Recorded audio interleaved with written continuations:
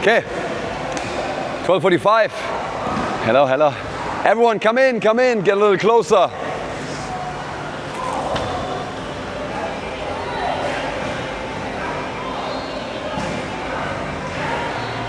We didn't meet before, did we? No. Do you have a sister who is a power lifter? No. I met this very strong woman and she looks very similar to you. And I thought like, is she this? No. But anyway, it's good to see everyone. I see a few new faces we haven't met yet.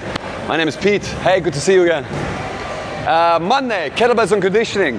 The topic is always power. Power has a few definitions, but in here we use force times velocity. The kettlebell you swing in is the force, the kettlebell weight, and velocity is how fast you're swinging it. We do in a single arm swing. Single arm swing is a little bit more complex. We're using just one arm, probably means the kettlebell won't be as heavy, and you also won't be as fast because it's complex. But I want you today to focus on both parts of the equation. Heavy, whatever that means, and fast, whatever that means. But one cannot destroy the other. I cannot go heavy and move slow. I cannot move too fast, lose control over a complex exercise with a baby weight. What I'm saying is keep that in mind, and there will be enough time while I teach you to figure out what is a good weight, and we start anyways from light to heavy and from slow to fast, okay? I just want to give you the intent of today. During our active dynamic warm-up, I'll teach you the crossover push-up. And then later you might do this on a kettlebell, which is again a little bit more complex, and you can figure out what works best for you. Good?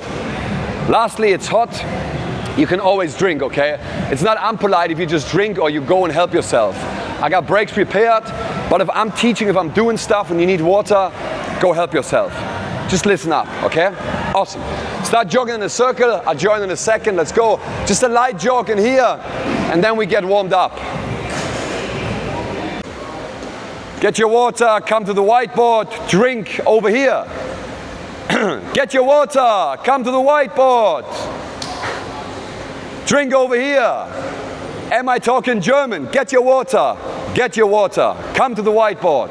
Drink over here. Very simple. Yes, come in, please. Guys, girls, always remember, I already know how to swing kettlebells. This is your time. Always come in fast, yeah? I can teach you more. I want to give you most of the 60 minutes. Now, the crossover push-up for now is not interesting anymore, okay? If you got any questions, keep them for yourself. We get there later. Now we do kettlebell swing. Remember, force times velocity.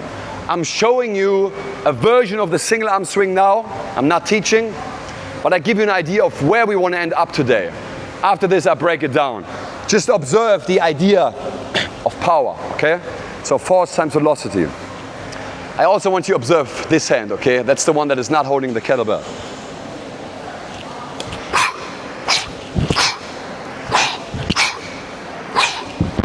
I relax down, I power up. I relax down, I power up. Okay? And we're not here to do Instagram pictures or to protect our lower back, right? This arm stays active. But I guide you, okay? That was just an idea of what we want to do, and hopefully we get you there. But this is my job. Now we will always warm up from light to heavy, and you should get a kettlebell that allows you to practice a skill. Yeah? If you don't know what that means, beginner ladies stick to pink or blue, which is 8 or 12. Beginner guys stick to blue or yellow, 12 or 16. Advanced guys and girls, you know what to get. Okay? If you're not advanced, stick to what I just said, okay? Go get yourself one kettlebell and then circle up in front of me. Let's go. Only huh? one, no? This, only one. One. Good. Now put the kettlebell down and come a little closer. Just you, not the kettlebell. Come a little closer. Makes my life easier. Makes my life, no kettlebell. Just keep the kettlebell where it is. Just you. Come in. Okay. We start the following. Vertical grip. Start above the bell. We start with two hands. I want you to hold the kettlebell like a gun, okay? So they're overlapping.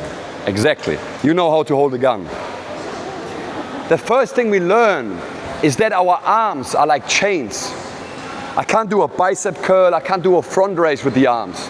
They just hang in and connect the kettlebell to the upper body. That's all they do. And that's how we practice. So I grab the kettlebell like a gun. Remember, arms are like chains.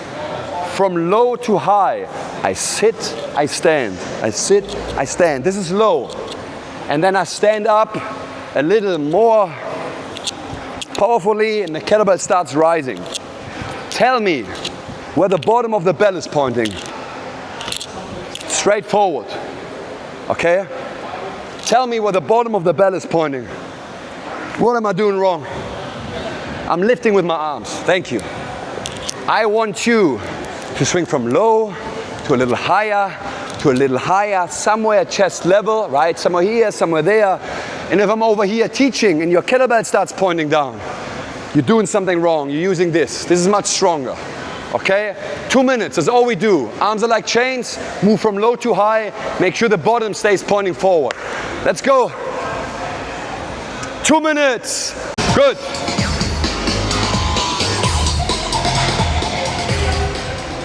Good. From now on, don't go heavier. Stick to the same weight. Vertical handle position. Hold it like a gun, okay? Don't hold guns like this. Hold it like that. Start above the bell. Rule of thumb is feet not outside your shoulders. But all you need is space between your knees. Okay? Here. Step back. Give me good 30, 40 centimeters behind the bell. Now find your athletic stance. You could think of a goalkeeper, a tennis player, a wrestler, or whatever, right? But no one plays tennis like this. Shoulders slightly higher than hip. I can go in any direction. That's how you should feel. Grab the kettlebell like a gun, slightly tilted towards you. Have a look at my knees and hips. They don't move until my arm is connected to my body. I don't want you to start like this because the weight out here feels heavy there. I pull back and touch. Touch, go. I sit, I stand. I sit, I stand. I sit, I stand. I need your wrist to connect high in the crotch. Have a look. If my wrist is high in the crotch, the kettlebell passes my legs on knee level or above. If I'm down here or up there. But this cannot happen. No contact. Okay, why? Because the weight out here feels heavy there. I need your wrist high in the crotch. One more time. Knees above the bell or outside the bell, step back, sit back, lean forward, tilt the bell, touch, stand, sit, stand, sit. I power up, I relax down. And I always get my wrist high in the crotch. The cue to bring the bell back down is swing and sit. I swing and I sit my heel towards my bum. One more time. I swing back and I sit my heel towards my bum. I'm not doing this. Because the weight out here feels heavy there. 2.5 minutes. Let's go.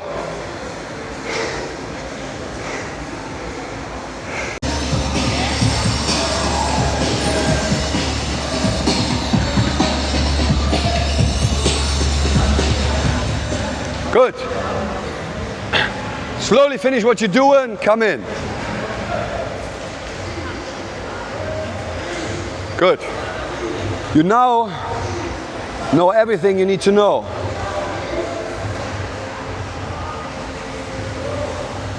I start above the bell. I measure with my knees, right? I just need space here. I go back 30, 40 centimeters. Instead of using 2 hands, I'm using 1 hand. Observe what this hand is doing, right? I'm not posing or protecting my lower back. We know that I need a loose arm. We know that the wrist is high in the crotch. Everything stays the same.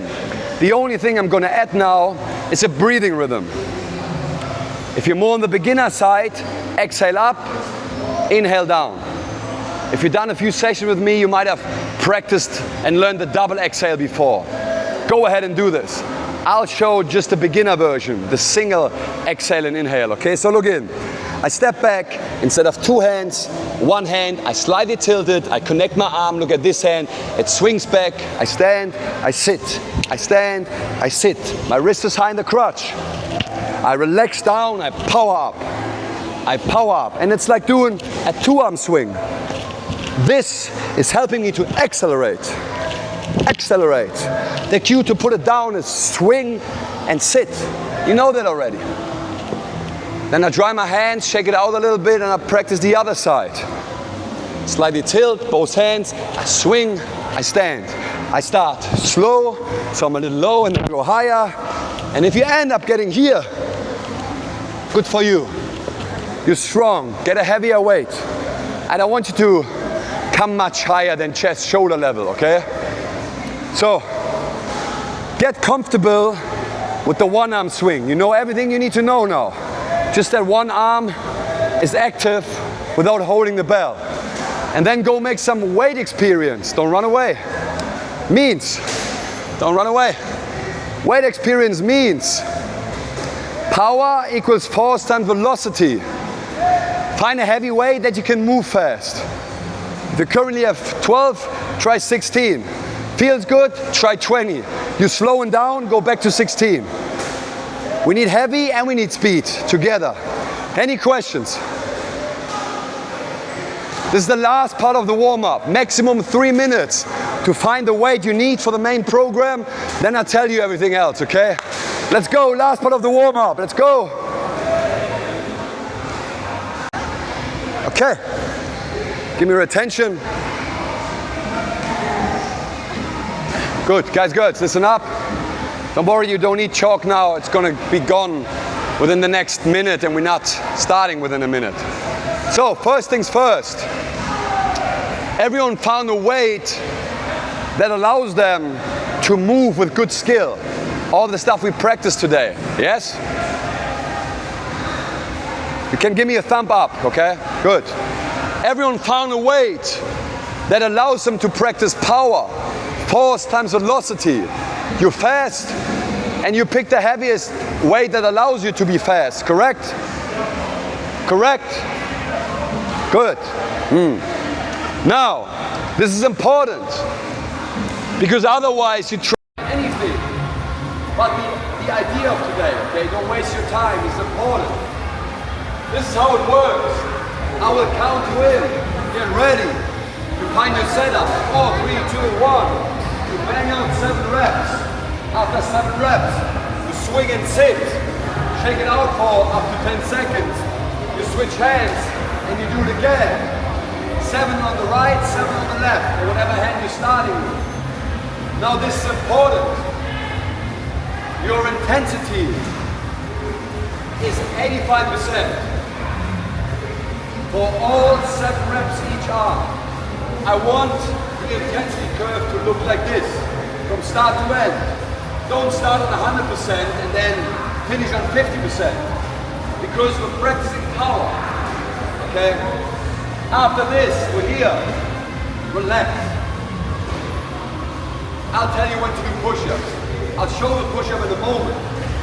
We've done the crossover without kettlebell in the warm-up.